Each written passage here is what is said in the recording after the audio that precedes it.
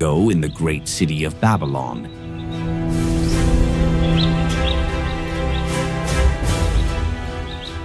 There lived a man named Daniel.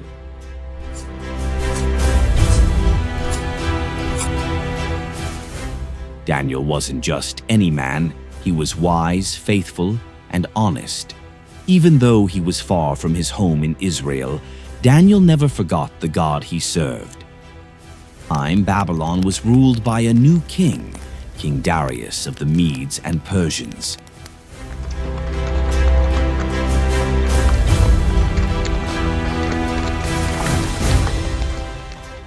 Darius was a powerful ruler, and he needed men he could trust to help govern the kingdom.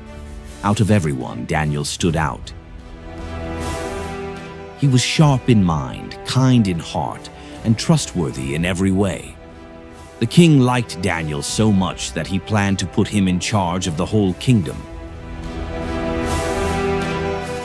But not everyone was happy about this.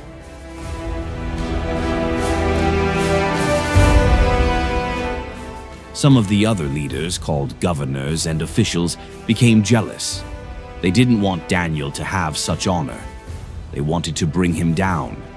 So they began to watch Daniel carefully.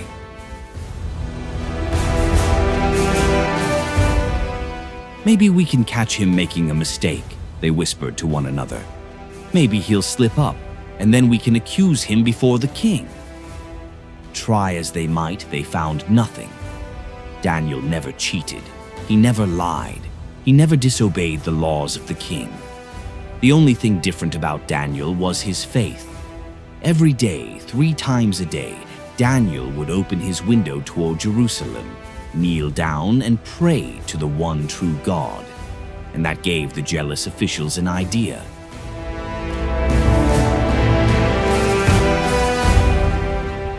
The officials came together and went to King Darius with a plan. "O King Darius, live forever," they said, bowing low. "We think it would be wise if you made a law. For 30 days no one should pray to any god or man except you, O king. And if anyone disobeys, shall be thrown into the den." King Darius, flat, proud, agreed. Signed the law, and in their kingdom, once a law was signed, it could not be changed. The officials smiled. Their trap was set. They knew Daniel would never stop praying to his God. Sure enough, the very next day, Daniel went home, opened his windows toward Jerusalem, and prayed just as he always had. He prayed with thankfulness, with trust, and with faith in the living God. The officials rushed to Daniel's house and caught him praying. "Aha!" they shouted. "Now we've got him." Quickly, they ran back to the king. "O king, didn't you sign a law that for 30 days no one may pray to any god or man except you?" "Yes, I did," the king replied. "And the law of the Medes and Persians cannot be changed." "Then Daniel, who is one of the captives from Judah, pays no attention to you, O king. 3 times a day he prays to his God." When King Darius heard this, his heart sank. He realized he had been tricked. He admired Daniel and didn't want him harmed. All day he tried to find a way to save him, but the law could not be undone.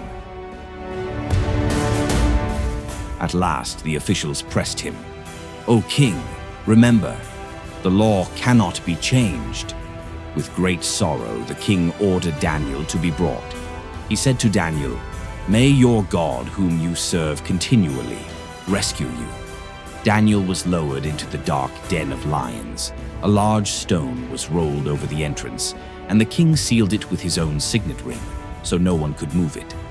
That night, King Darius could not eat. He could not sleep. He paced back and forth, worried about his faithful servant Daniel.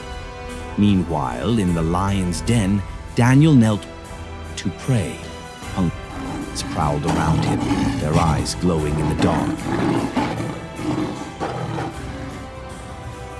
But God sent his angel to shut its mouths. They could not touch Daniel. All night long the lions lay still, and Daniel was safe. As soon as the sun rose, King Darius hurried to the lion's den. His voice trembled as he called out, "Daniel, servant of the living God, has your God, whom you serve continually, been able to rescue you from the lions?" Then, to the king's amazement, a voice answered back from the darkness, "O king, live forever. My God sent his angel, and he shut the mouths of the lions. They have not hurt me because I was found innocent in his sight, nor have I ever done any wrong before you, O king." Overjoyed, King Darius ordered Daniel to be lifted out of the den. Everyone saw that Daniel had not a single scratch on him, for he trusted in his God. But the story did not end there. The king commanded that the officials who had plotted against Daniel be thrown into the den instead. And before they even reached the bottom, the lions overpowered them. King Darius then wrote a decree to all the nations under his rule. "I issue a decree that in every part of my kingdom, people must fear and reverence the God of Daniel. For he is the living God, and he endures forever. His kingdom will not be destroyed. His dominion will never end. He rescues and he saves. He performs signs and wonders in the heavens and on the earth. He has rescued Daniel from the power of the lions." From that day forward, Daniel continued to prosper, honored by the king and blessed by God. Daniel's story teaches us a powerful lesson. Faithfulness to God is always worth it. Daniel did not let fear stop him from praying, even when his life was in danger. He trusted God completely, and God delivered him. When we face challenges, when others pressure us to do wrong, or when life feels scary, we can remember Daniel. The same God who saved him is still with us today.